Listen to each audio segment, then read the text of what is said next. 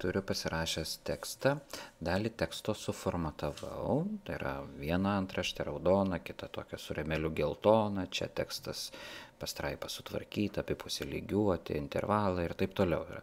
Dabar aš norėčiau, kad ir toliau va šitas toks juodraštinis tekstas būtų toks pat gražus kaip ir ten.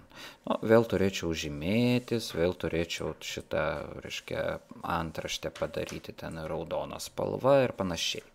Aš galiu tiesiog kopijuoti jau esamą formatą. Kopijuoti jau esamą formatą ir visos pastraipos. Pasižymiu visą pastraipą, pasižymėjau visą šitą pastraipą, toliau paspaudžiu tokį šepetį, reiškia formato kopijuoklį, paspaudžiau, prie pelės turėjo atsirasti tokia šepetį šluota, su ta šluota persižymiu visą pastraipą ir turiu tokį.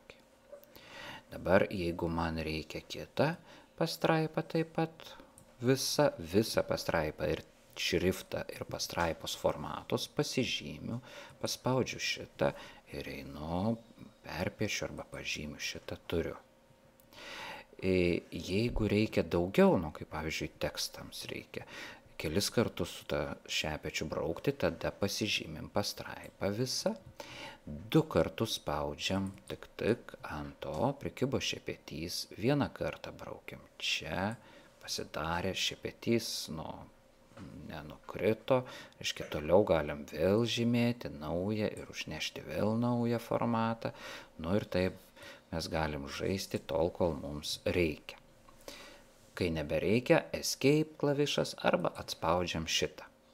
Jeigu mes tik tai gabaliuką kažkokio teksto pasižymėsim, o ne visą pastraipą, neimsim pi ženklo į tą pažymėjimą, tada bus tik tai pažymėtas, reiškia, šriftas, bus raudonas šriftas čia, bet nėra centravimo, tai yra pastraipa liko tokia pat.